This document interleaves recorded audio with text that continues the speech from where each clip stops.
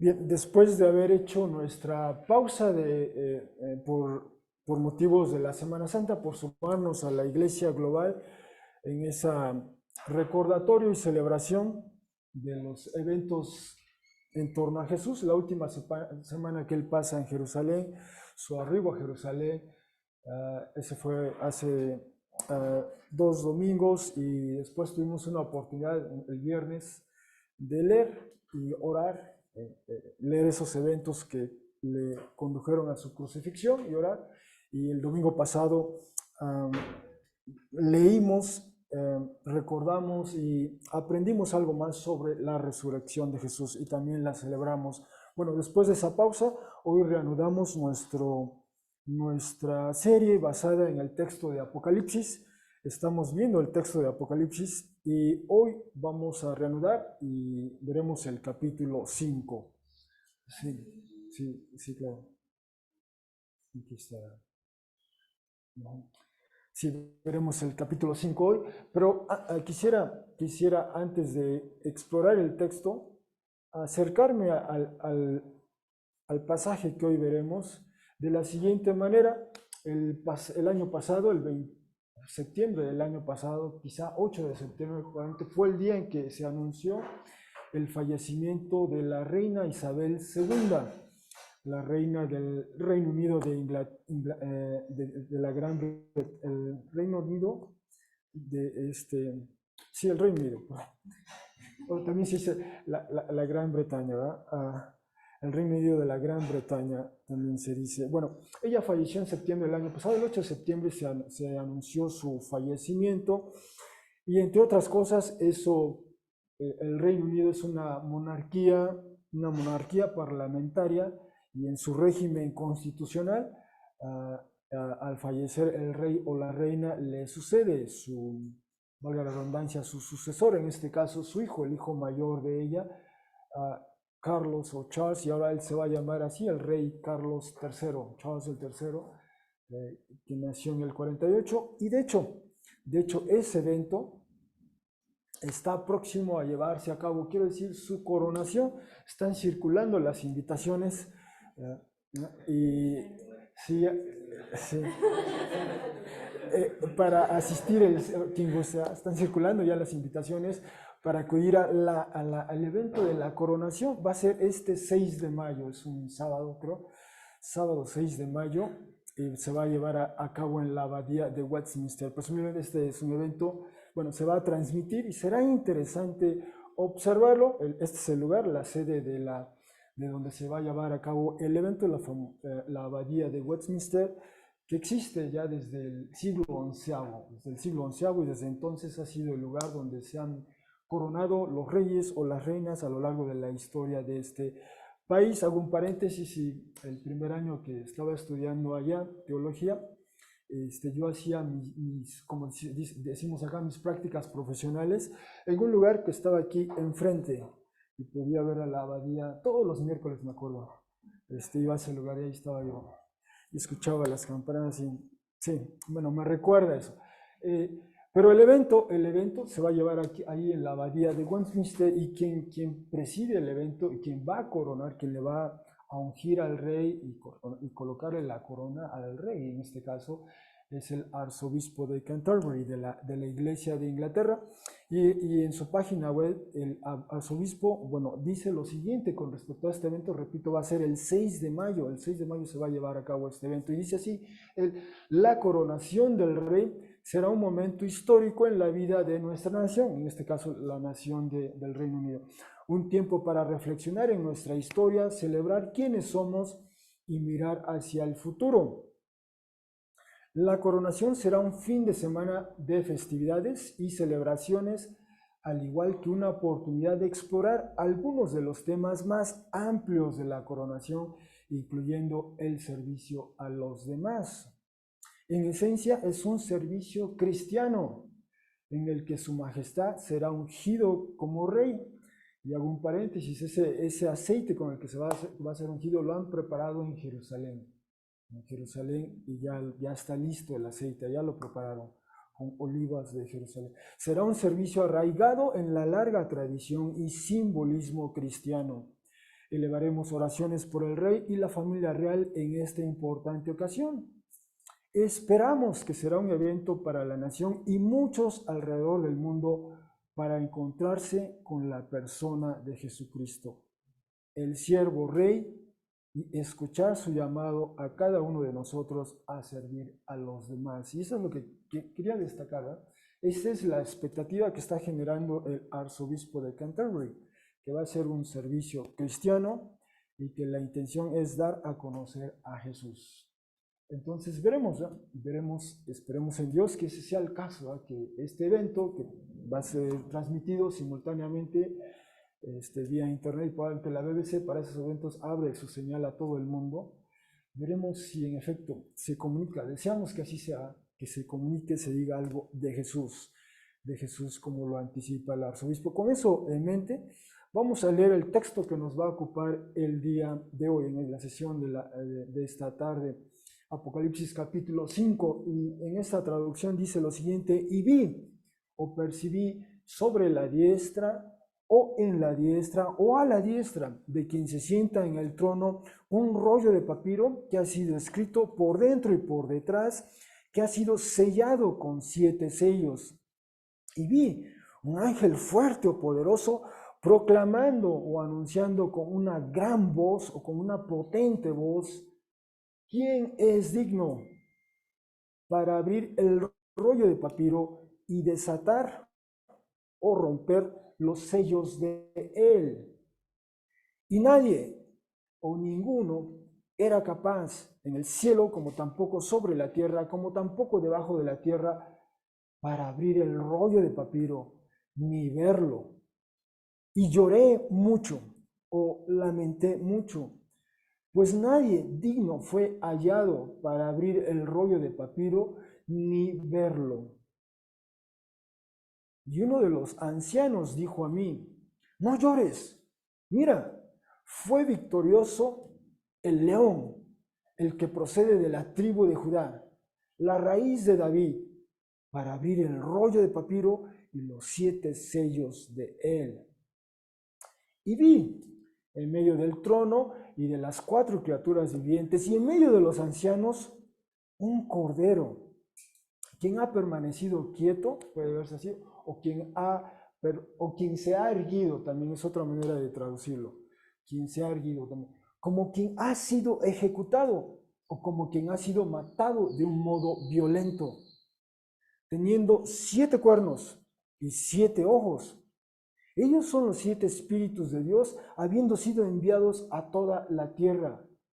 Y fue, o vino, y ha tomado el rollo de papiro, procediendo de la diestra de quien se sienta en el trono. Y cuando tomó el rollo de papiro, las 4 criaturas vivientes y los 24 ancianos cayeron delante del Cordero, teniendo cada uno una lira o una arpa y unos cuencos o boles de oro, estando llenos de inciensos aromáticos, los cuales son las oraciones de los santos. Y cantaban una nueva canción diciendo: digno eres al tomar el rollo de papiro y abrir los sellos de él, pues fuiste ejecutado o pues fuiste matado de un modo violento y compraste para Dios con la sangre tuya de toda tribu y lengua y pueblo y nación, y los constituiste para el Dios de nosotros un reino y sacerdotes, y reinarán en la tierra. Y vi y escuché una voz de muchos ángeles alrededor del trono y de las criaturas vivientes y de los ancianos, y era el número de ellos miríadas de miríadas y millares de millares, diciendo con una gran voz: digno es el Cordero, el que ha sido ejecutado, al tomar poder y riqueza y sabiduría y fuerza y honor y gloria y bendición o alabanza. Y todo lo creado, lo que se halla en el cielo y sobre la tierra y debajo de la tierra, es decir, en el mar, y todas las cosas o todas las criaturas en ellos, escuché diciendo: a quien se sienta en el trono y al Cordero, la bendición y el honor y la gloria y la fuerza en las eras de las eras. Y las cuatro criaturas vivientes decían, amén. Y los ancianos cayeron y se postraron y adoraron. Bueno, hasta aquí nuestra lectura. Y antes de entrar a recorrerla junto con ustedes el texto, quisiera rápidamente hacer un recuento de lo que hemos visto en los 4 capítulos previos. Y después de ese recuento hacemos la breve pausa para ver si ya está el café o cualquier bebida. Recordemos, este es un texto que el mismo texto nos dice que tiene como referente a Roma, ese mundo del primer siglo, dice así 17:9. Aquí la mente que tiene sabiduría, las 7 cabezas, 7 colinas son, donde la mujer se sienta sobre ellas y 7 reyes son. Y vimos que esta era una manera cifrada en aquel tiempo porque todo el mundo entendía a qué se estaba refiriendo el autor, ¿verdad?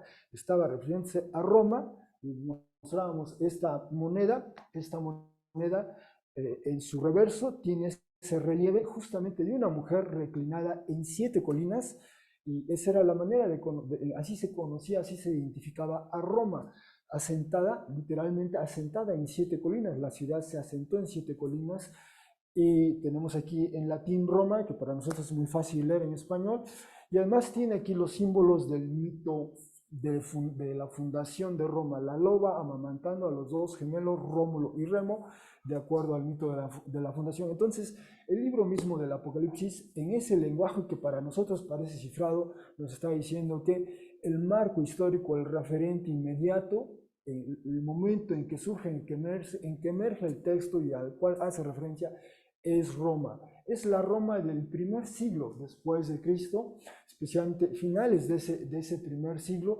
Ese es el mundo, los alrededores del Mediterráneo, la extensión del Imperio Romano a lo largo de ese primer siglo, y en particular el texto, el Apocalipsis, se concentra en esta provincia. Es decir, todo el territorio era dividido en regiones y se llamaban provincias, y en este caso la provincia de Asia Menor, que sería la parte occidental de Turquía el día de hoy.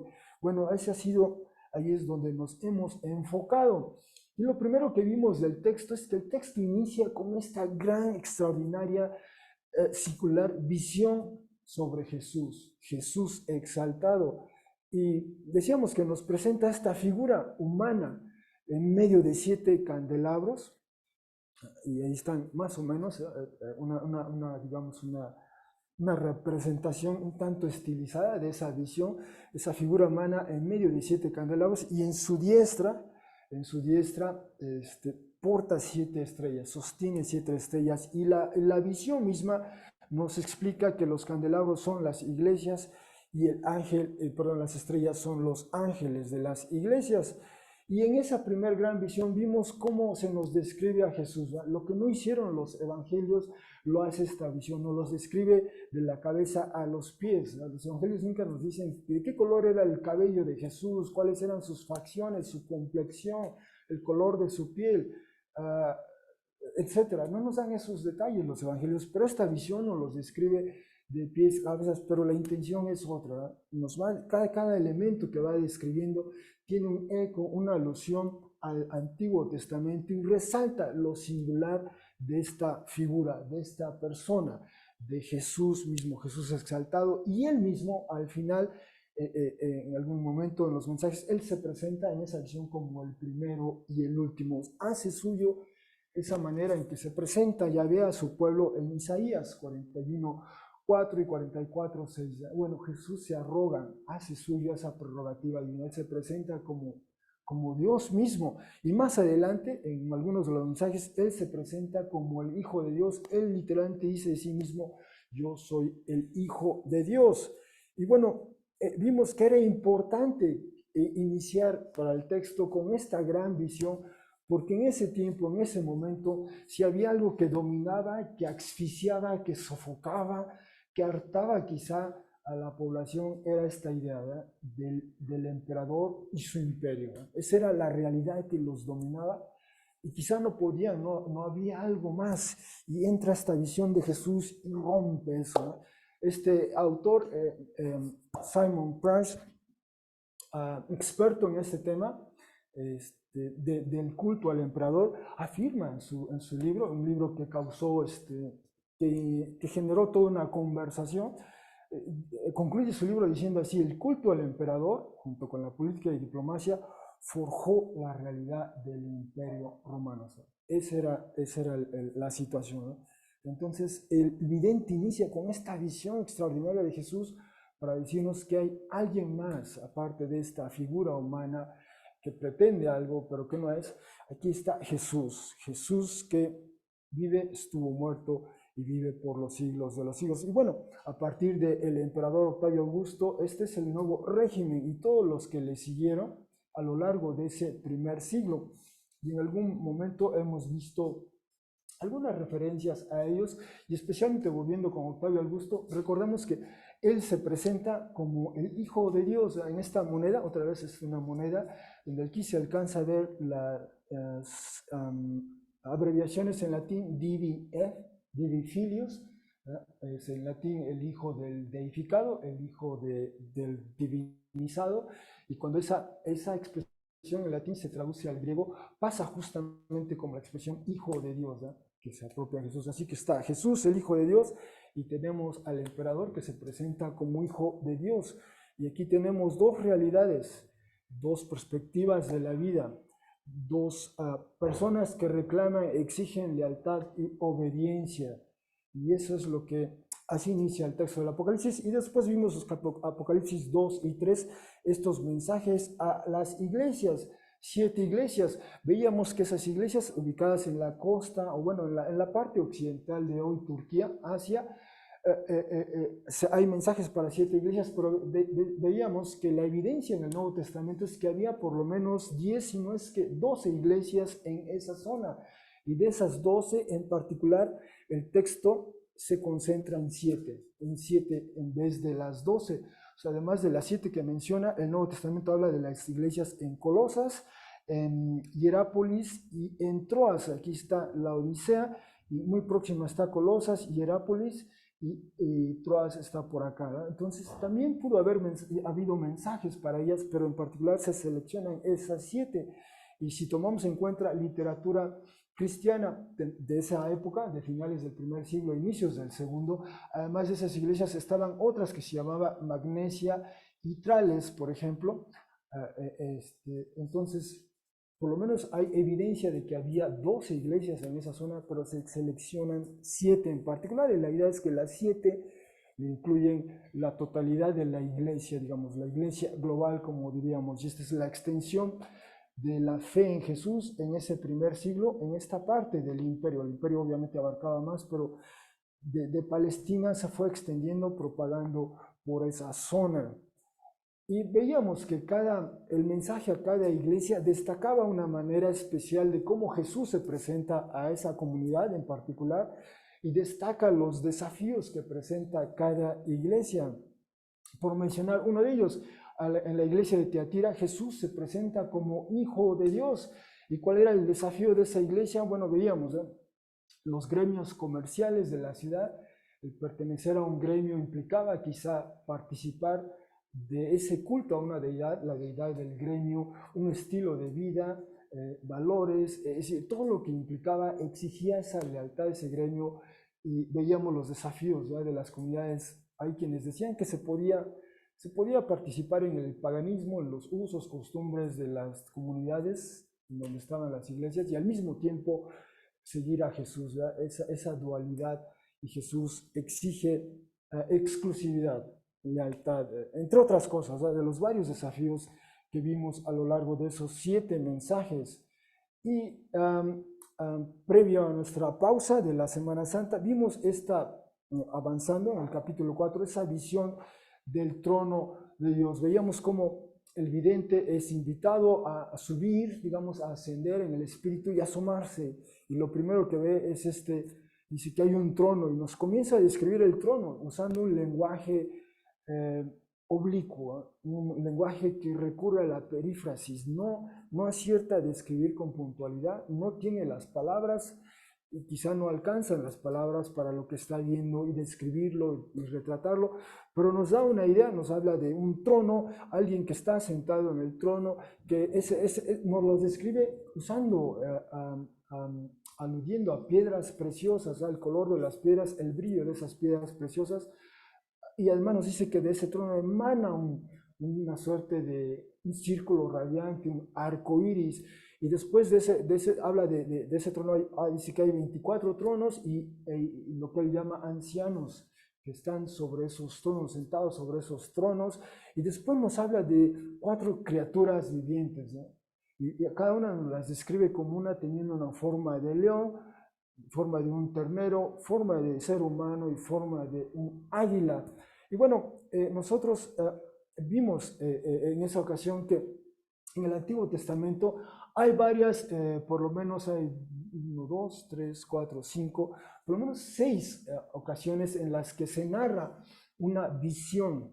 Es decir, alguien ve el trono de Dios y nos lo describe, o trata de describir para nosotros algo, ¿verdad? Lo hace este profeta, Mical, a veces creo que decimos, pero es Micayehu ben Gilá, y él dice que vio a Yahvé sentado sobre su trono, eso dice Primera de Reyes 22, 19, y nos describe que había toda esta hueste del cielo alrededor de él, unos a su derecha, otros a su izquierda, pero así la describe y después se refiere a ellos como espíritus.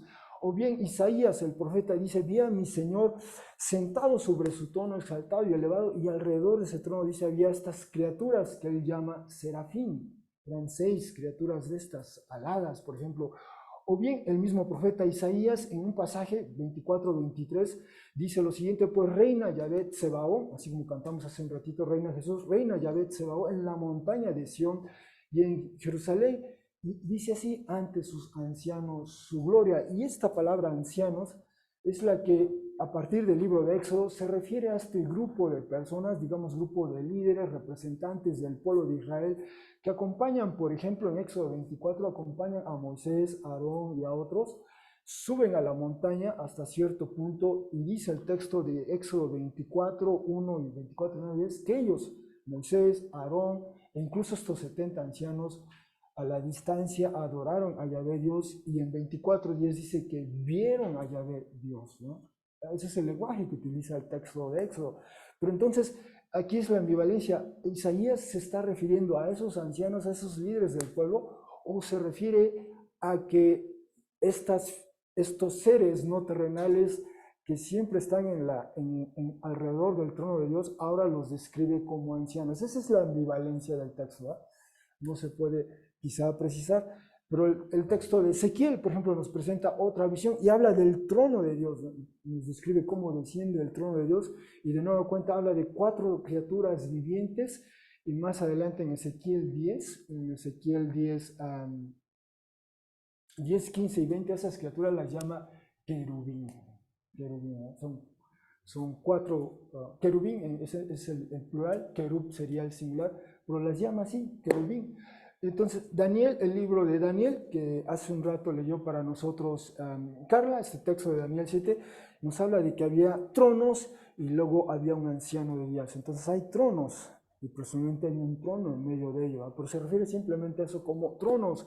Y finalmente el libro de Job habla de que vinieron los hijos de Ha-Elohim, así dice, ¿verdad? Los hijos de el Dios, se puede traducir así, para presentarse ante él. Entonces, en resumidas cuentas, en el Antiguo Testamento hay distintos términos para referirse a estos seres, a estas criaturas no terrenales que están allí en la presencia de Dios alrededor de su trono.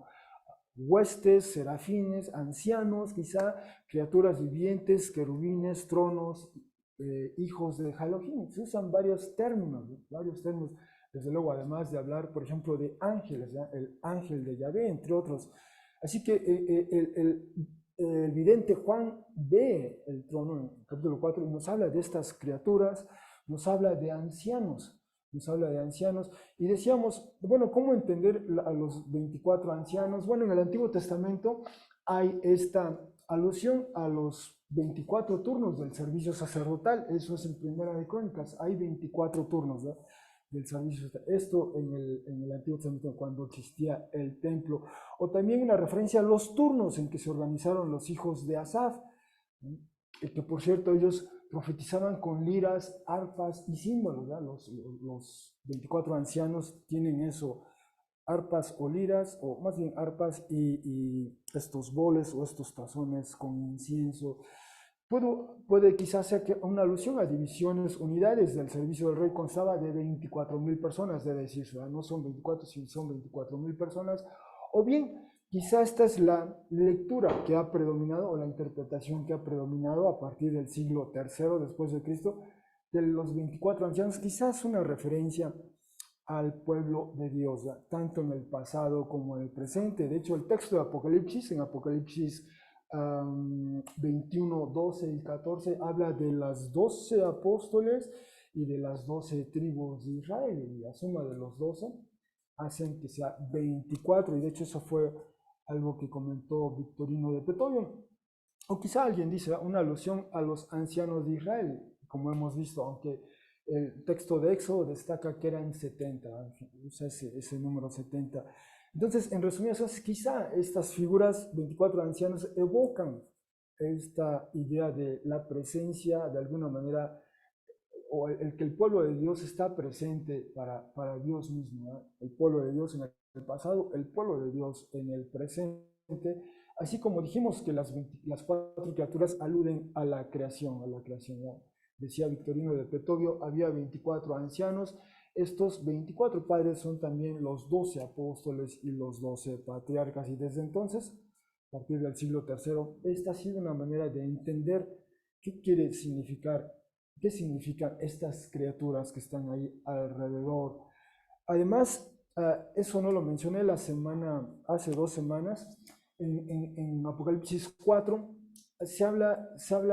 bueno, se habla de el texto en griego usa esta expresión tapanta, ¿no?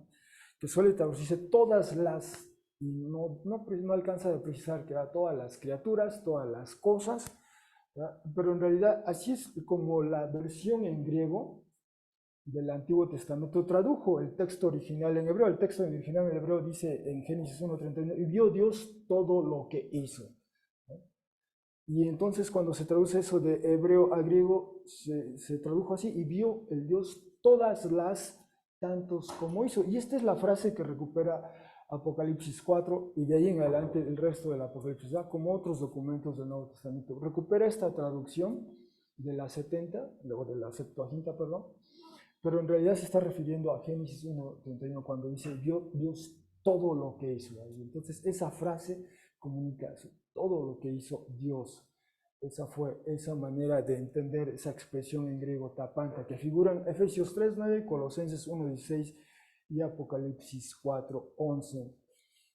Bueno, debo decir que desde luego en ese primer siglo, en el tiempo en que vivieron estas comunidades de fe en Jesús, desde luego se adoraba, se veneraba al emperador como una deidad. Por ejemplo, tenemos este relato de Suetonio, hablando de la biografía de Vitelio, nos dice que el padre de él, Lucio Vitelio, fue gobernador de la provincia de Siria.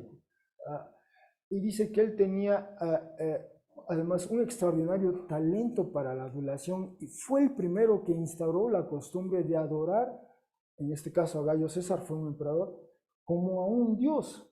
Pues a su regreso de Siria no osó presentarse ante él sino con la cabeza cubierta, y cubrirse la cabeza en aquel tiempo, en esa época, en los usos y costumbres romanos, implicaba venerar a una deidad, ¿eh? Y eso se hacía cubriéndose la cabeza, y dice, y luego postrándose a sus pies, ¿no?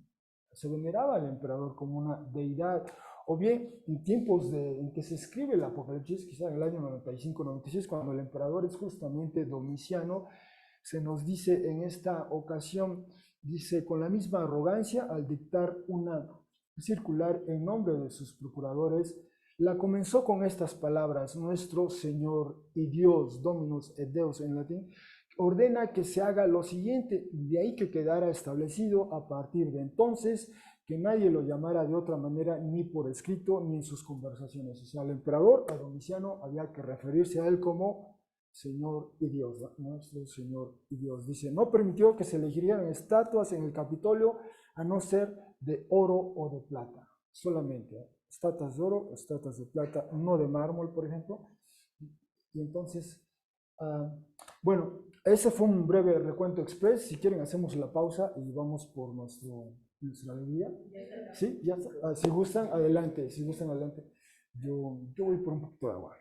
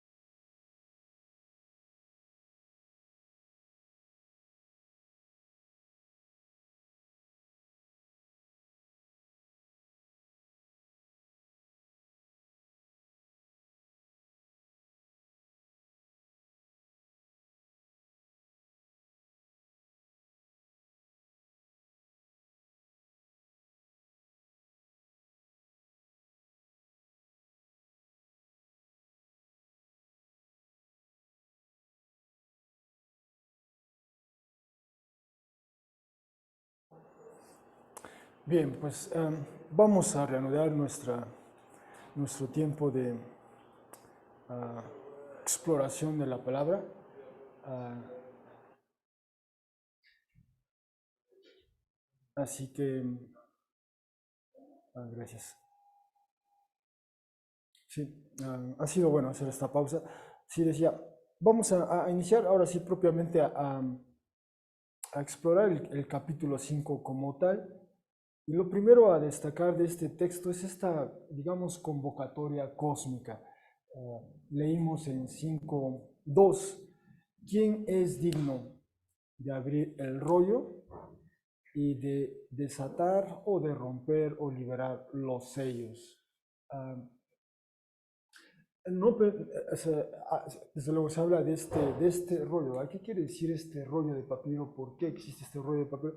Bueno, Dios mediante en los siguientes 2 domingos quizá apreciaremos mejor cuál es el rol o función de este rol. Sí, de momento lo dejamos en pausa, pero estaba ahí.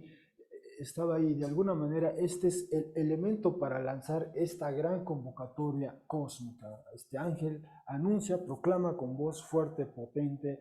¿Quién es digno? Pregunta, ¿quién es digno de abrir este rollo? Por cierto, el rollo, así como tal, si uno hemos leído en el pasado Ezequiel 1, casi todo el texto de Ezequiel 1, y si prosiguiéramos con Ezequiel 2, especialmente el versículos 9 y 10, nos habla en efecto de que el profeta, después de esta visión del trono de Dios y de estas criaturas, uh, él se le da un rollo a comer y nos dice que este rollo está escrito igualmente, él solo describe así, escrito por dentro y por detrás.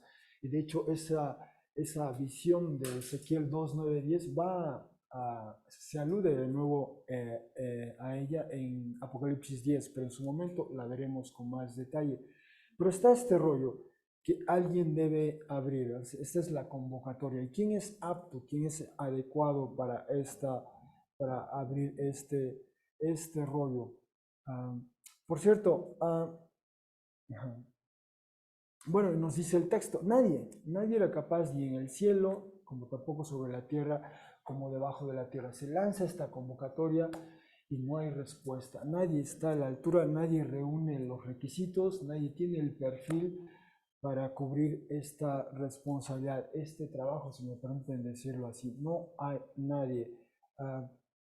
Y a consecuencia de ello, es la primera vez, bueno, no la primera vez, pero de las pocas ocasiones que vemos que el vidente Juan interactúa en las visiones. Quizá recuerden cuando nos describe a Jesús, dice que cae sobre muerto y él nos dice que Jesús exaltado le pone su mano en su hombro, le dice, no temas, no temas. Y ahora, en esta ocasión, él reacciona, o sea, no es indiferente a lo que está viendo y describiendo para nosotros. De alguna manera también siente esa angustia, porque no hay nadie en el cosmos, ni en el cielo, ni en la tierra, ni debajo de la tierra. Y por cierto, esta es la manera en que se describía la estructura cosmológica desde una perspectiva geocéntrica. Bueno, al respecto, quisiera decir lo siguiente, un par de observaciones. Esta expresión y vi o percibí, y vi, percibí, veremos que de aquí en adelante, a partir del capítulo 5, recurre con frecuencia y parece ser una expresión, una locución quizá, que usa el vidente para ir tejiendo, ir hilvanando su narrativa. ¿No? Es una manera de darle continuidad, y vi o percibí, y continúa. Entonces, pero esa frase va a recurrir a lo largo del texto. Otra es esta manera, en vez de decir Dios, o en vez de usar un nombre propio, se refiere a Dios así como quien se sienta en el trono. Y esa frase va a ocurrir también varias ocasiones, la veremos en el texto, pero es parte de su lenguaje. ¿no?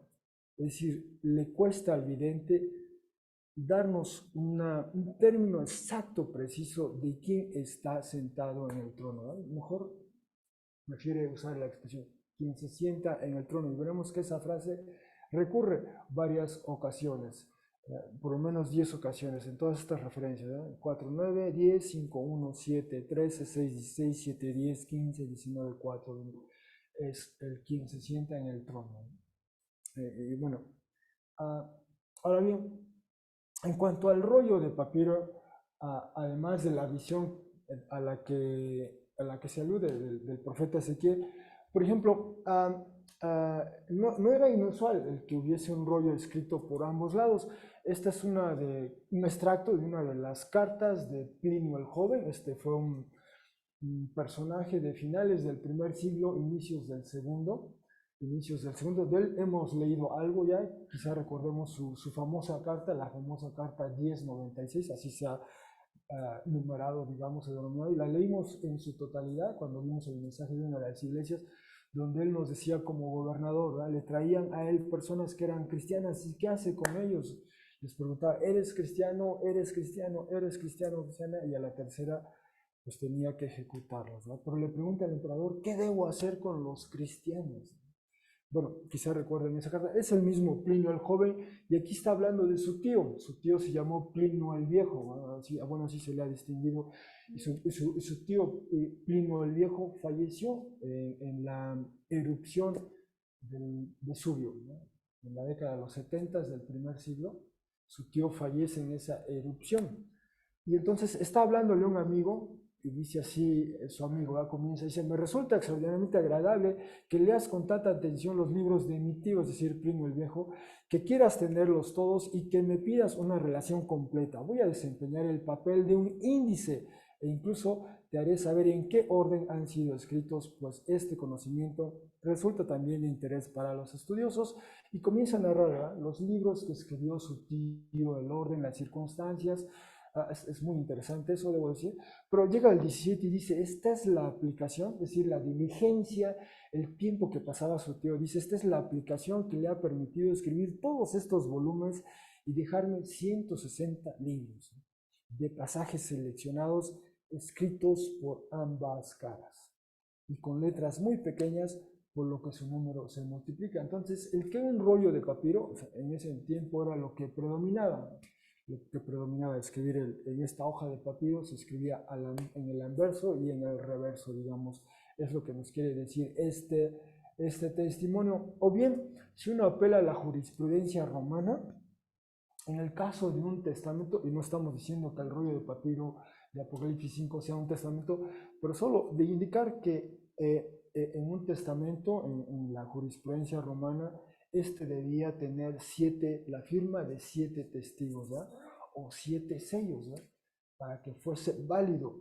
Y dice, y decía así, ya que si tiene la firma de 7 testigos el testamento, puede el heredero instituido pedir la posesión de la herencia de acuerdo con las tablas. Era la convención de la jurisprudencia romana. Si ese testamento, escrito en rollo de papiro, tenía sus 7 firmas, sus 7 sellos, se puede decir, entonces es válido, es legitimado.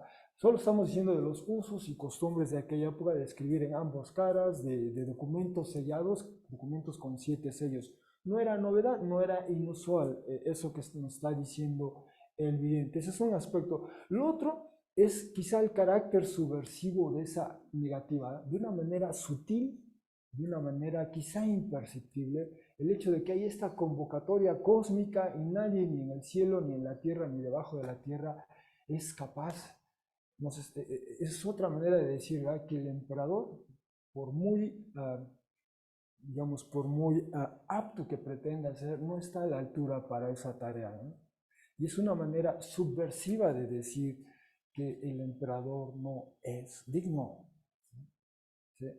Y de hecho había esta tradición en la literatura romana. Nos dice Tácito de que cuando se libró la batalla de Accio, de la que en su momento hemos hablado varias veces, y convino en periodo de paz que todo el poder se concentrara en una sola mano. Entonces, ese fue el efecto de esa gran batalla y así comienza este nuevo orden político, cultural que llamamos imperio a partir del año 31 antes de Cristo, ¿eh? Comienza eso y por lo tanto al emperador se le describe de varias maneras. Por ejemplo, Ovidio, un contemporáneo del emperador, en su obra Fastos, dice, se refiere al emperador, dice, tú tienes en la tierra el nombre que tiene Júpiter en el alto cielo, tú eres el padre de los hombres en lo de los dioses. Es decir, el emperador, se construye esta teoría alrededor del emperador, esta ideología alrededor del emperador. El emperador está por encima de los humanos ordinarios en general, ¿no? Se construye esta figura del emperador que lo eleva, y el Apocalipsis de alguna manera está socavando, está cuestionando, está criticando de una manera velada, si se quiere, esta idea. El mismo Filón de Alejandría, un judío, dice, se refiere así de este emperador, dice, y por otra parte, ¿qué decir de quien fue superior por su calidad humana en todas las virtudes, quien por la grandeza de su hegemonía imperial, al tiempo que de sus valores humanos fue el primero en ser llamado Augusto? Y más adelante, Augusto, al que es justo llamar el que expulsa el mal del mundo. Tal es César, quien amaina las tempestades que arrasan por todas partes. Así que toda esta ideología en torno a Augusto, Octavio Augusto, no es suficiente para calificar, para ser considerado como el que abra ese rollo, el que abra ese rollo. Y además, en esa época, en los años, digamos, 68, 69, cuando se andaba en busca de un emperador, por ejemplo, tenemos ese testimonio de Josefo, un judío, en el año 66, en Palestina la comunidad judía se alza en armas contra Roma. Ya no aguantaron, algo estalló esa situación, se salió de control y hay esta revuelta, esta insurrección. ¿Sí? Y Josefo era uno de esos, participaba como, era parte de este movimiento insurrecto hacia Roma. Un contingente romano lo rodea y acuerda con los suyos, ¿ya? Estamos rodeados, pues nos van a matar a todos. Así que Josefo le propone a los suyos, ¿ya? Pues ¿qué les parece si hacemos un pacto? Vamos a hacer aquí jugar cartas y vamos a matarnos todos antes de que nos tomen, no les vamos a dar el gusto a los romanos de que nos tomen como prisioneros, ¿ya? Y entonces acuerdan eso, ¿verdad? Bueno, sí, nos vamos a matar todos y empiezan a matarse. Entonces, por alguna razón, José fue el último en matarse y no se mató. No se mató. Eso lo cuenta él mismo, ¿eh? Lo cuenta él mismo, así lo dice, ¿verdad? Y entonces lo que hace es se entrega al emperador, y en este caso se entrega a Vespasiano y a su hijo Tito, ¿verdad? Y en esa entrega él dice lo siguiente, ¿verdad? Bueno, aprendieron a Josefo, pues se va a Roma, ¿verdad? Y en Roma, pues como prisionero, lo que le esperaba ya es que lo iban a ejecutar, a torturarlo primero y después ejecutarlo. Eso pasaba con todos los insurrectos, quizás hasta a lo mejor crucificarlo, ¿verdad?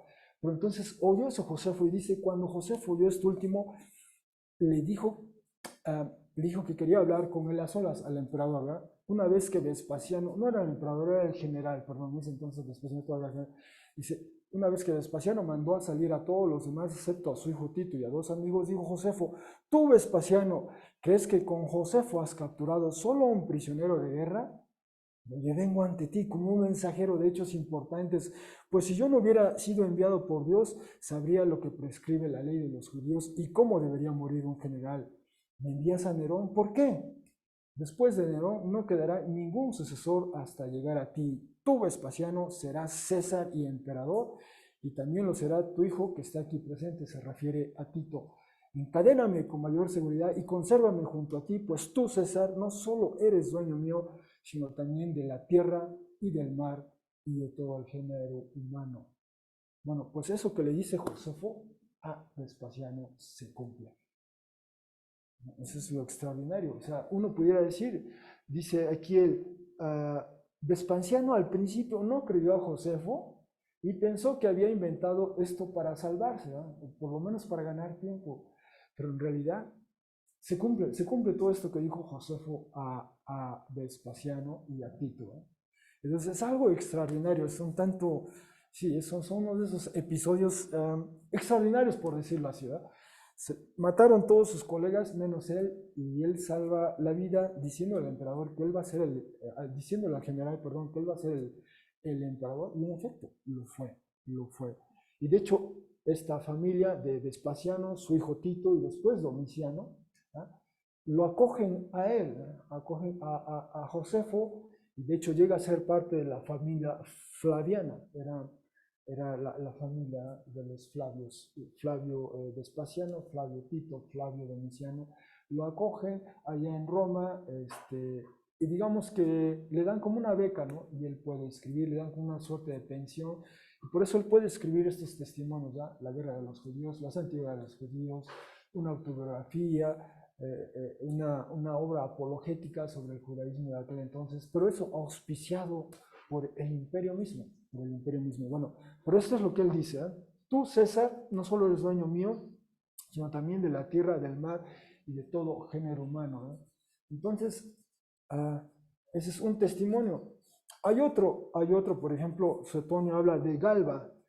A Galba, en su tiempo fue gobernador de la provincia de Hispania, digamos lo que hoy es equivalente a España, y estando allá, escucha que ha muerto Nerón y que por lo tanto a él le empiezan a proponer, ¿verdad? ¿Por qué no eres tú el siguiente emperador? Y dice así, llegó también una carta de Víndice en la que le exhortaba a erigirse en libertador y guía del género humano, y al final dice, un día surgiría de Hispania el príncipe y señor del mundo. Era una profecía aparentemente. Bueno, esas eran las maneras en que digamos, se reclutaba, si se quiere, al siguiente emperador, por ponerlo en esos términos, ¿no? Pues bueno, el Apocalipsis en esta gran visión nos dice que esos emperadores no estaban a la altura, no cubrían los requisitos, el perfil, y es una manera de Apocalipsis capítulo 5 de cuestionar, de criticar, de socavar, de construir, digamos, toda esa ideología que se construye en torno a la figura del emperador. Um, y rápidamente menciono esto, menciona que no se encontró a nadie ni en el cielo, ni en la tierra, ni debajo de la tierra. Y solo decir que esta era la manera, desde Génesis 1, de cómo se percibía la estructura del cosmos, ¿no? La estructura del cosmos desde una perspectiva geocéntrica.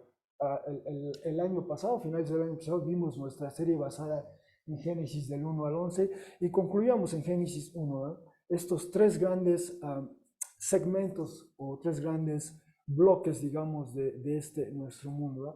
Este domo, esta bóveda, que en hebreo le llama raquía, y posteriormente estos los cielos. Luego este fragmento, esta zona de tierra seca, Yabasa, que después se llama Eretz o tierra, y estas aguas al fondo, que después se llaman mares. Quizás recordemos, ¿verdad? Toda la tierra cubierta de aguas, y después se introduce este domo para separar aguas arriba, aguas abajo, y después de estas aguas abajo se hace esta separación para que emerja este segmento de tierra y esas aguas se van al fondo, ¿verdad? Y entonces tenemos cielos, tierras y mar, o lo que está debajo de la tierra. Y esa es la estructura cósmica, digamos, desde una perspectiva geocéntrica, que domina en el antiguo cercano oriente, en la literatura del antiguo cercano oriente. Esa es la estructura del cosmos, y esa es la que se lee en la Biblia a lo largo del Antiguo Testamento y Nuevo Testamento. Es la que predomina, ¿no? Es la que predomina. Así que cuando lo que estamos leyendo es esta convocatoria cósmica, ni en el cielo, ni tierra, ni debajo de la tierra. Bueno, esa es la situación. No hubo nadie, no, nos quedamos como el profeta llorando, lamentando, angustiados, no hay nadie, y entonces avanzamos a lo siguiente. Vemos esta respuesta que se le da al vidente. Dice, uno de los ancianos dijo a mí, no llores, mira, fue victorioso el león que procede de la tribu de Judá, la raíz de David, para abrir el rollo de papiro y los 7 sellos. Sí, sí hubo alguien, nos dice, ¿no? Nos dice, no hay nadie en el imperio, no hay, ni en la familia imperial, no hay nadie, pero sí hay alguien que fue victorioso, y este procede de la familia de Judá, o de la tribu de Judá, de la raíz de David. Y lo que hace esta visión es recupera esas expectativas mesiánicas de la época. Había estas expectativas. Por cierto, esta frase, el león que procede de la tribu de Judá, es un eco a Génesis 49:9, y esta expresión, la raíz de David, es una alusión al texto de Isaías 11:1-10, que en un momento veremos. Primero comenzamos con esta imagen, esta figura del león Mesías. Decíamos en Génesis 49:9 se dice lo siguiente, quizá recordemos rápidamente Génesis 49, Jacob o Israel está prácticamente en su lecho de muerte, está por morir, y entonces llama en turnos a cada uno de sus hijos y se está despidiendo de ellos, ¿no?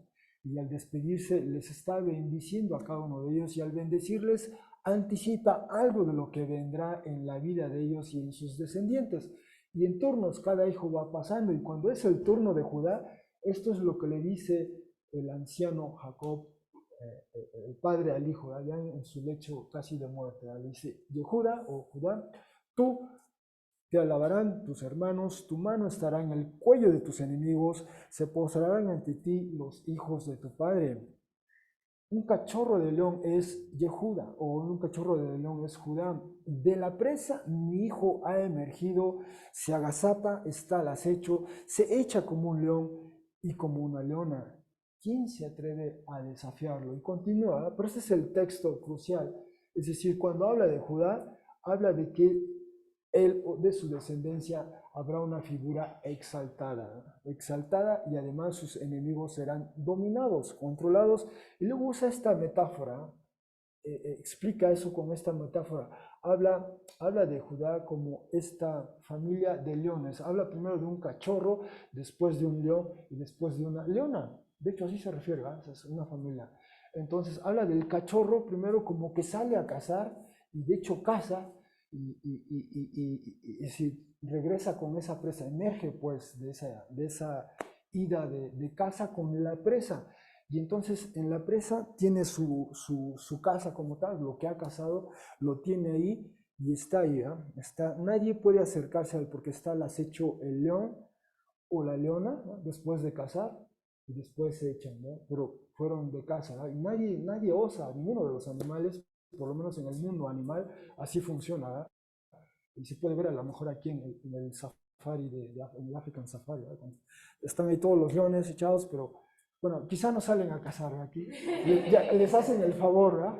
Les echan la casa ahí, pero en teoría así funciona en los safaris naturales, ¿verdad?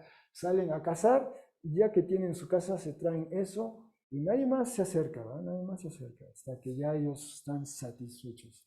Esa es la idea, ¿verdad? De Judá. Esto es lo que dijo Jacob a su hijo Judá. Bueno, esta es la idea que recupera al paso del tiempo. Estas expectativas surgen, se van generando en torno a ello.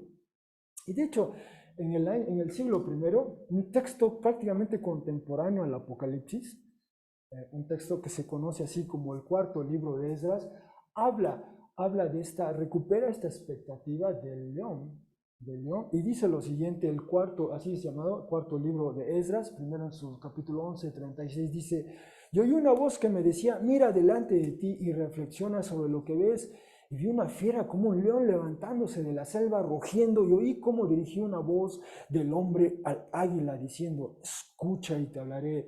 Esto dice el Altísimo. ¿Acaso no eres tú la que quedaba por venir de las 4 bestias que yo había hecho reinar sobre mi mundo, de manera que por su medio llegara el fin de los tiempos? Debo decir que aquí está refiriéndose al texto que Carla leyó para nosotros, Daniel 7, estas 4 monstruos o bestias que emergen de ese mar grande.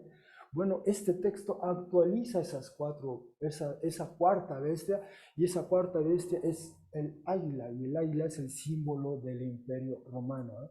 Y entonces aquí tenemos a este león, y después nos explican quién es este león. Y respecto al león, al que viste que se levantaba de la selva, rugiendo y hablando al águila, y echándole en cara sus injusticias y todas las palabras que viste, este es el ungido, este es el Mesías que el Altísimo reservó para el fin de los días para ellos, y les echará en cara sus impiedades y sus injusticias, les infligirá delante de ellos el castigo por sus ofensas, los llevará vivos primeramente a juicio, y una vez que les haya reprochado, los aniquilará.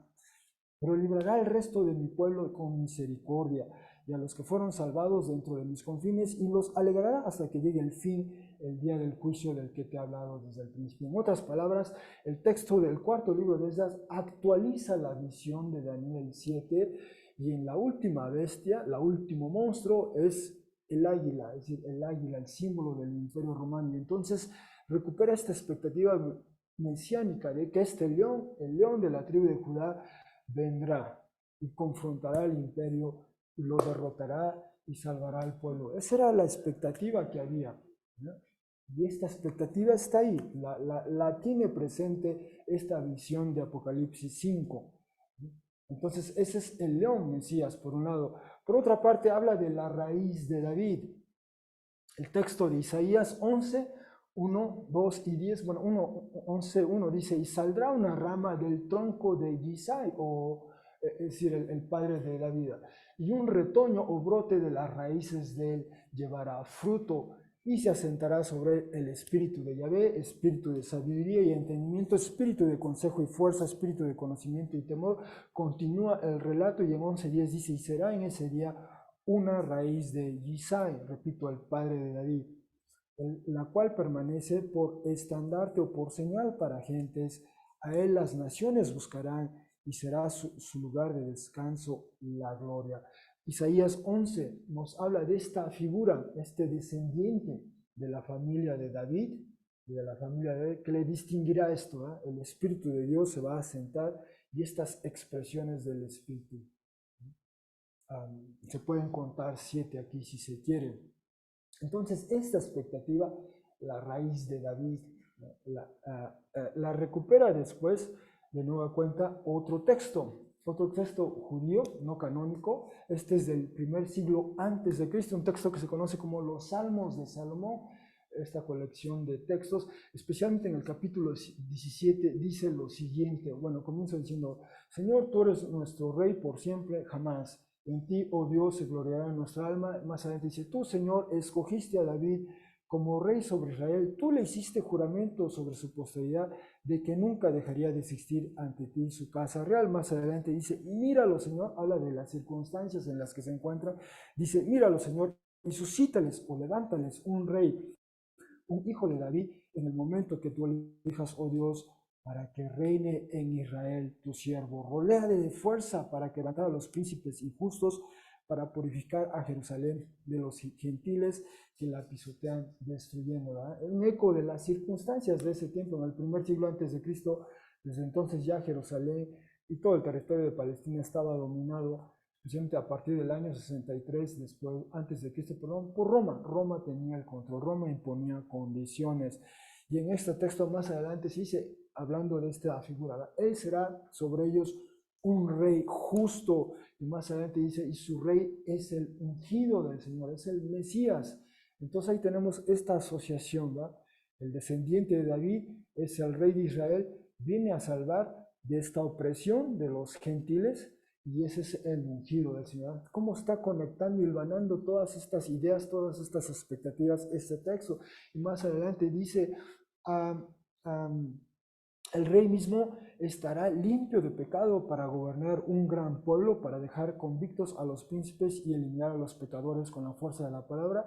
Y más adelante: no se debilitará durante toda su vida apoyado en su Dios, porque el Señor lo ha hecho poderoso por el Espíritu Santo, lleno de sabias decisiones acompañadas de fuerza y justicia. Entonces este texto recoge todas estas expectativas proféticas, ¿no?, de este descendiente de David que es rey, ¿no?, que va a confrontar a estos que oprimen al pueblo de Israel, y además es alguien poderoso por el Espíritu, ¿no? Todas estas ideas que están ahí en Éxodo 11, bueno, todo eso lo recupera este texto, repito, del siglo primero antes de Cristo.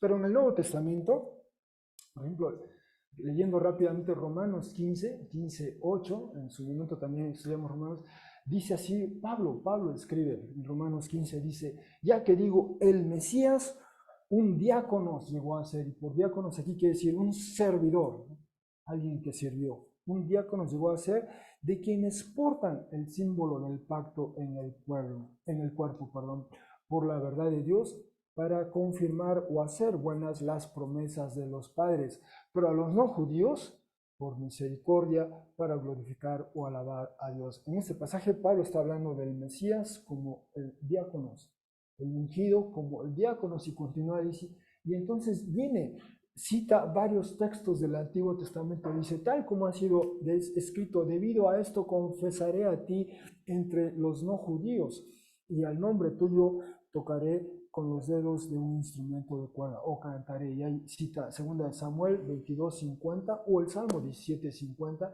y también otro texto, dice Pablo, y de nuevo dice: aclamen, no judíos, con el pueblo de él, y está citando Deuteronomio 32:43b. Y de nuevo cuenta otro texto, dice: y de nuevo alaben todas las naciones o los pueblos no judíos al Señor, y elógienlo todos los pueblos. Está citando al Salmo 116 en la versión griega, o Salmo 117. Y entonces llega a citar y dice: y de nuevo Isaías dice: y será la raíz de Isaí, y quien es levantado de entre las naciones para gobernar. En él las naciones esperarán, o en él los ojos. Y entonces Pablo cita a Isaías 11:1-10. Entonces Pablo recupera también esas expectativas mesiánicas, pero él las redefine en torno a la persona de Jesús, el Mesías. De hecho, Romanos 1, su gran introducción, ¿va?, nos dice de qué trata el Evangelio, y habla de Jesús, ¿va?, y él es el Mesías. Entonces había todas estas expectativas, ¿no?, y había una expectativa judía, expectativa mesiánica militante, ¿va? Vimos al león que va a enfrentar al águila, o vimos a este rey que va a enfrentar a esos pueblos gentiles que oprimen a Jerusalén, lleno del Espíritu. Bueno, todo esto lo recupera. Bueno, hace eco de ello Apocalipsis capítulo 5, pero entonces lo que hace es redefinir esa expectativa en los siguientes términos, ¿no? Le da un giro cristológico, si se quiere. ¿Y cuál es ese giro cristológico? Nos habla, dice, y vi en medio del trono y de las cuatro criaturas vivientes y en medio de los ancianos, no vio un león, no vio a la raíz de Judá, lo que vio fue un cordero. Y esa es la manera en que Jesús redefinió esas expectativas mesiánicas. Las recoge, las hace suyas, pero no sigue esa perspectiva militante, no es a base de la fuerza, ¿verdad? No es a base tampoco de una perspectiva estrecha, meramente nacionalista. No se trata de un solo pueblo, ¿no? Sino Jesús redefine esto y ahora el vidente ve a un cordero. ¿Y qué nos dice de este cordero? Dice, es un cordero que ha sido erguido, ¿no? Como quien ha sido ejecutado o como quien ha sido matado de un modo violento. Y nos describe algo más de él, dice, teniendo 7 cuernos, 7 ojos, y nos dice, ellos son los 7 espíritus de Dios, habiendo sido enviados a toda la tierra. Y este cordero fue y ha tomado el rollo de papiro desde la diestra de quien se sienta al trono. Este es el que sí cumple el perfil, los requisitos, ¿eh? No fue el emperador, no fueron esas expectativas mesiánicas, militantes, ¿eh? Sino es este cordero. Su método, su manera fue otra.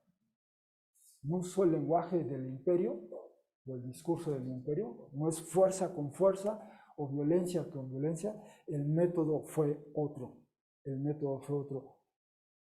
¿Y por qué cordero? Bueno, igual en el Antiguo Testamento hay varias referencias o alusiones que se pueden hacer. Está primero, la primera gran referencia es este cordero pascual, como podemos llamarlo, ¿eh? Éxodo, ¿se recuerdan? El pueblo el pueblo de Israel está en la víspera de salir de Egipto. Ya ve, Dios ha estado haciendo algo extraordinario, está por liberar al pueblo. Y la última de los eventos, digamos, es esto, ¿no? Dios va a concluir su serie de juicios sobre el pueblo de Egipto, pero para que no participe el pueblo de Israel de ese último juicio, ellos tienen que sacrificar un cordero y de la sangre de ese cordero untarla en el marco de sus puertas, en el dintel, para cuando pase el ángel vengador de Dios, no los afecte, ¿verdad? Y esa es la primera referencia, un cordero que tiene que ser sacrificado, cuya sangre evita, impide, protege, digamos. Ese es uno. Más adelante está el cordero sacrificado para la ofrenda por el pecado no intencionado. Si uno lee textos como Levítico 4, se nos habla, había que usar un cordero para una ofrenda por el pecado no intencionado. O bien casos como por ejemplo la limpieza de una persona, una persona con lepra, y el ritual exigía que debía traer 2 corderos, uno de ellos iba a ser sacrificado y de hecho se le iba a untar la sangre en algunos de los lóbulos de los oídos, ¿no? Entre otras, por mencionar algunos, pero está también el gran texto de Isaías 52, 53, uno de los siervos de Yahvé, así se presenta el siervo de Yahvé, Isaías 42, 19 y 54, explícitamente habla del siervo de Yahvé, y en Isaías 52 habla de mi siervo, mi siervo. Este siervo, entre otras cosas, vamos a leer ese texto en un momento durante la cena del Señor, por ahí se habla de este siervo que sufre por otros, ¿no? Que padece por otros, es un sufrimiento vicario por otros, vale la redundancia, ¿no? Especialmente versículos 4 al 6 se nos dice, y ese sufrimiento se describe como un cordero, literalmente dice así el texto, ¿no? Un cordero para la ejecución fue llevado, ¿no? Un cordero que está destinado a ser ejecutado, a ser sacrificado, ¿no? Y es llevado. Y así se describe este sufrimiento vicario de este siervo de Yahvé. Y entonces tenemos todas estas alusiones y estas también las recupera. De hecho, en la literatura judía no canónica de la época, el que al Mesías se le refiriera como cordero de hecho, no figura. Solo es el Nuevo Testamento el que presenta a Jesús como cordero, a un Mesías como cordero, al que hace la ecuación Mesías igual a cordero.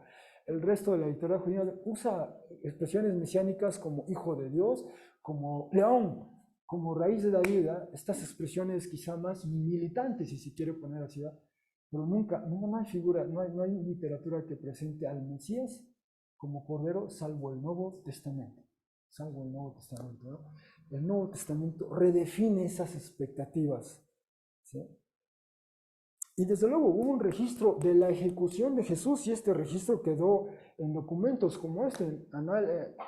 Tácito nos dice, aquel de quien tomaban Cristo, refiriéndose a los cristianos, había sido ejecutado en el reinado de Tiberio por el procurador Poncio Pilato. O sea, quedó constancia de este evento histórico en los anales romanos. Y aunque Tácito escribe que ya pasado el tiempo, pudo él ir a donde se encontraban esos documentos y recuperar la veracidad histórica de este evento. Cristo fue ejecutado en el reinado del emperador Tiberio cuando el procurador de esa zona fue Poncio Pilato. O sea, sí fue ejecutado el cordero, este cordero. ¿Sí? Pero además del cordero se nos dice que tiene 7 cuernos. ¿Y qué quiere decir esto de cuerno? Bueno, la idea de cuerno, especialmente si uno lee 1 Samuel 2, es ahí donde se recupera y se hace esta asociación de cuerno con poder, con fuerza, con rey y con ungido. Conecta todas estas ideas. Este texto que se atribuye a Hannah. Quizá recuerden a Hannah, esta mujer que sufría ¿cómo decirlo? La marginación, la exclusión, quizá el abuso verbal por no tener hijos, ¿verdad? Va al tabernáculo, hace una oración y le dice, Señor, si tú me das un hijo, este hijo va a ser para ti, ¿verdad? Pide para dar, no pide para sí misma, sino pide para dar. Si tú me das un hijo, este hijo va a ser para ti. Y el Señor escucha su oración, se la concede, y entonces ella ora esta oración, valga la redundancia, y dice así: se regocija mi corazón en Yahvé, ha sido exaltado, literalmente dice así, mi cuerno en Yahvé, se ensancha mi boca sobre mis enemigos, pues me alegro en su liberación. Nadie es santo como Yahvé, pues no existe fuera de ti, no hay roca como nuestro Dios. Más adelante dice, Yahvé es quien causa que alguien muera y quien causa que alguien viva, quien causa que alguien descienda al Seol, quien causa que alguien ascienda. Yahvé hará añicos, más adelante dice, Yahvé hará añicos a quienes le son hostiles, quien causa que truene sobre él en los cielos. Yahvé juzgará los confines de la tierra y dará fuerza a su rey y causará que sea exaltado el cuerno de su ungido. En esta oración de Hannah, ella teje estas ideas, ¿eh? Él teje el cuerno del cuerno ungido rey, ¿no? Todo procediente. Ella teje, une, conecta todas estas ideas y a partir de entonces, cuando se habla en el Antiguo Testamento del cuerno, bueno, el cuerno tiene estas connotaciones, habla no solo de fuerza y de poder, sino también de autoridad y además de ser alguien que es ungido, ¿no? Entonces, este cordero tiene 7 cuernos, es 7 veces poderoso, 7 veces fuerte, ¿no? Es decir, es plenamente poderoso, es plenamente fuerte, ¿verdad? Recuperando esta preferencia del Apocalipsis por el número 7, 7 iglesias, bueno, ahora son 7 cuernos, la plenitud de todo ello. Y además, se nos había dicho que también 7 ojos, los cuales son los 7 espíritus de Dios, ¿no? Entonces tenemos este cordero, la plenitud de la fuerza, del poder, la plenitud del espíritu. Este es el cordero, esta es la figura mesiánica que redefine Jesús en base a esas expectativas previas. Y finalmente tenemos esto, en este segmento de la visión, ¿no? Cuando tomó el cordero el rollo de papiro, las 4 criaturas vivientes y los 24 ancianos cayeron delante del cordero, teniendo cada uno una lira o una arpa y unos cuencos o boles de oro, estando llenos de inciensos aromáticos, los cuales son las oraciones de los santos. Entonces, esto nos dice algo del rol de estos ancianos, ¿no? Ellos contribuyen con la adoración, alabanza y también con las oraciones de los santos, median, por así decirlo. Este es el rol de ellos. De esto veremos más adelante en el capítulo 8, veremos con más detalle esta teología de la oración que comunica el libro de Apocalipsis Y también veremos cómo también más adelante desarrolla esta idea de la música. Pero hay este nuevo canto, y dice así el nuevo canto: digno eres al tomar el rollo y abrir los sellos, pues fuiste ejecutado y compraste para Dios con la sangre tuya de toda tribu, lengua, pueblo y nación. Y los constituiste para el Dios de nosotros un reino y sacerdotes, y reinarán en la tierra. De aquí rápidamente quiero decir, esta idea de comprar para Dios no es una novedad. En el libro de Génesis 47, 20 y 23, quizá recordemos, es José, es el segundo después del faraón allí en Egipto, y él compra primero propiedad y después a la gente para el faraón, ¿no? Cuando ya no tienen recursos para comprar gano, primero le venden su propiedad, sus tierras, y después el pueblo mismo se vende al faraón y José compra, ¿no? Esa es una transacción. Pero más adelante, Éxodo 15, 16 y también el Salmo 74, 2, nos dice que Yahvé Dios compra para sí un pueblo. Hay ese precedente en otras palabras, ¿verdad? Y esto es lo que hace Jesús, esta transacción, si se quiere, compra para Dios y paga con su sangre, compra. Y el vidente usa el lenguaje de Génesis 10, quizás recordemos, el año pasado vimos este texto de Génesis 10, es esa manera en que se va dispersando o extendiendo las naciones. Quizás recuerdan que contamos 70 grupos, digamos, 70 grupos, y así nos los describe. Habla de tribus o familias, de lenguas o lenguajes, de pueblos y naciones. ¿Ya?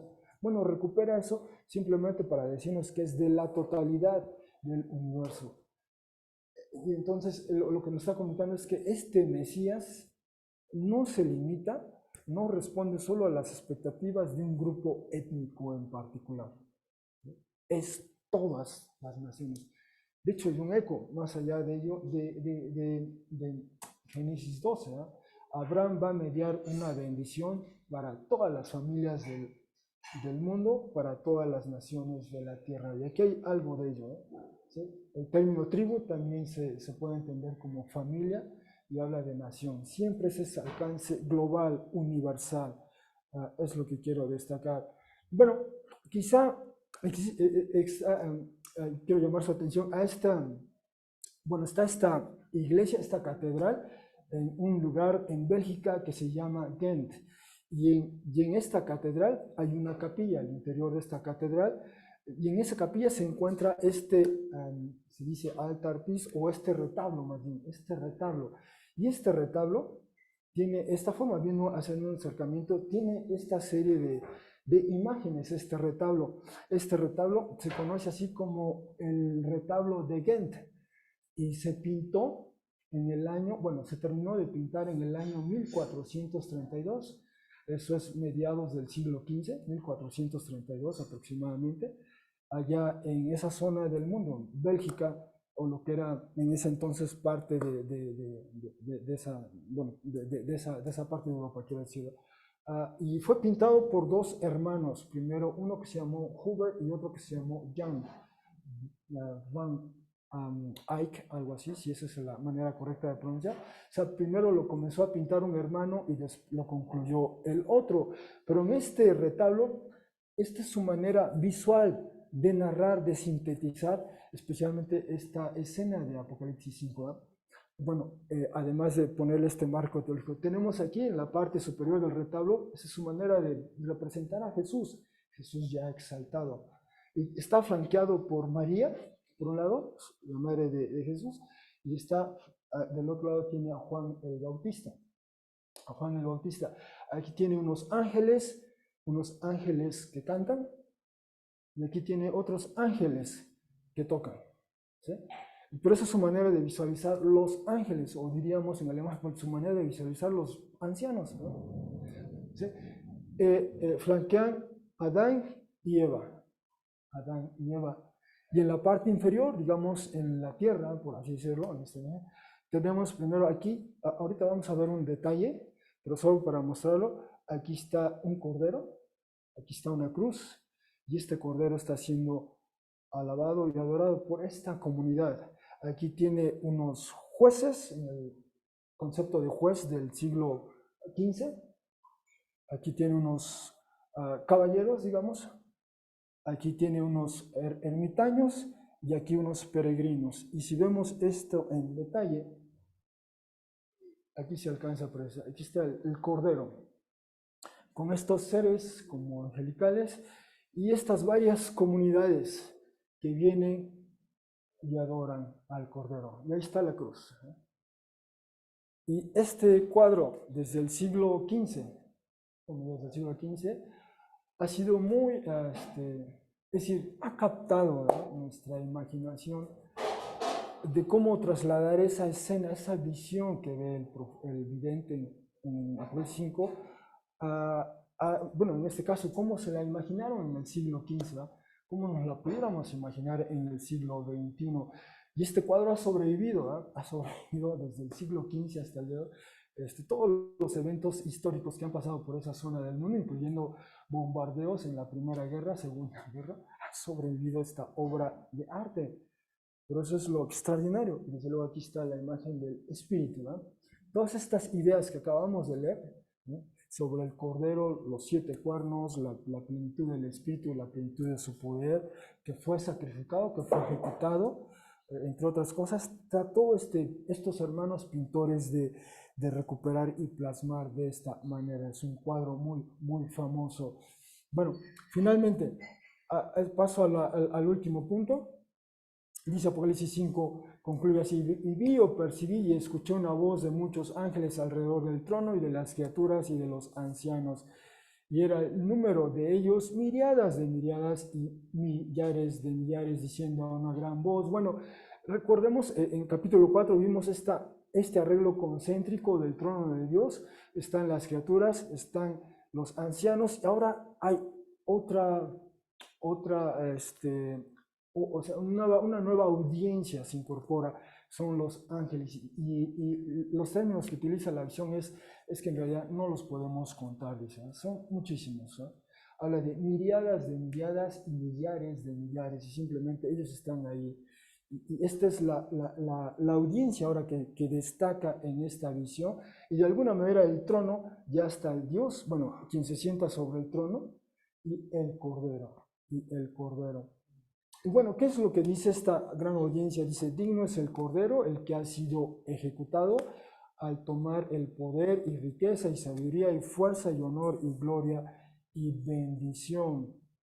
Bueno, todo ello, algo de eso ya se ha dicho en el capítulo 4. Entonces se le reitera lo que se le dijo a Dios, al Creador, se le reitera también ahora a Dios y al Cordero. Y luego tenemos esto, concluye así: y todo lo creado, lo que se halla en el cielo y sobre la tierra y debajo de la tierra, así, todo lo creado, y todas las cosas o criaturas en ellos, escuché diciendo: a quien se sienta en el trono y al Cordero, la bendición y el honor y la gloria y la fuerza en las eras de las eras. Y las 4 criaturas vivientes decían: amén. Y los ancianos cayeron y se postraron y adoraron. Y esto es lo más extraordinario de capítulo 4, donde solo se venera, se adora a quien está sentado en el trono. Pasamos al capítulo 5 y este es el cambio radical. O, bueno, no exactamente cambio radical, pero esto es algo, esta es la innovación: a quien se sienta en el trono y al Cordero. Ahora se adora a estas dos figuras, ya no solo a una en capítulo 4, ahora son 2 en capítulo 5, y desde luego está ahí presente la mediación del Espíritu. Bueno, concluyo con esto que dice este autor, Larry Hurtado.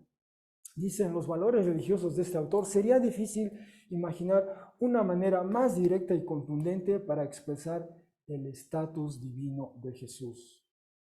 La visión en Apocalipsis 4 y 5 procura comunicar la realidad última e ideal, contra la cual todo lo demás será juzgado, y a la luz de lo que toda la humanidad debe apreciar su deber. Así, al representar al Cordero como recibiendo tal adoración en Apocalipsis 5, puede solo significar que esta reverencia tiene la justificación y validez más elevada. Apocalipsis 5, por lo tanto, afirma el estándar para el patrón apropiado de la adoración con la que deben responder los recipientes de este libro. Todo el que estudia Apocalipsis debe hacer eso. Bueno, concluimos de la siguiente manera: Apocalipsis 4 y 5 puede apreciarse como una unidad visionaria a través de la cual el vidente Juan comunica en su lenguaje muy peculiar, saturado de símbolos y alusiones al Antiguo Testamento, la realidad del Creador y cómo su creación debe corresponderle, y la realidad del Redentor y cómo sus redimidos deben corresponderle. En particular, la cristología que elabora en torno a la figura del Cordero, si bien asimila la expectativa mesiánica militante de la época, la transforma en términos soteriológicos o sacrificiales, ¿no? Es decir, el Cordero, y además universales de toda tribu, lengua, pueblo y nación. Ello socava, ello debilita, digamos, ello cuestiona la premisa básica del imperio, la violencia como instrumento de coerción y orden, y redefine el concepto de Dios. Sigue siendo monoteísta, pero ahora es trinitario. Está Jesús y Jesús en la plenitud del Espíritu, ¿sí? Y cito a este teólogo, O'Donovan, dice: la muerte sacrificial del Mesías de Dios es el evento que interpreta a todos los otros eventos. Por sí solo puede ofrecer a la existencia humana la certeza de significado cósmico que es requerida. Ello justifica la creación dentro de la historia y justifica la historia dentro de la creación. Algunas implicaciones de lo que hemos visto hoy. Primero, la adoración cósmica de quien se sienta sobre el trono y del Cordero es un acto del todo político. De hecho, en teología clásica cristiana se afirma que la adoración es política. ¿Cómo nos ayuda ello a interactuar críticamente con los discursos culturales e ideologías en boga? Segundo, la música, la liturgia, o sea, oraciones y alabanza, el arte, la teología, todas estas actividades humanas responden a la gran visión de Apocalipsis 4 y 5. ¿Cómo podemos responder a ello desde nuestra actividad, cualquiera sea esta? Y hemos visto aquí pintores, hemos visto aquí, bueno, hay música, presumiblemente, hay un nuevo canto, hay liturgia. ¿Cómo respondemos nosotros desde nuestra actividad a esta gran visión? Finalmente, es nuestra voz ya parte del coro universal que proclama a Jesús como Señor y Dios. Gracias, hermanos, por su atención y perdón que me haya extendido. Gracias, hermanos.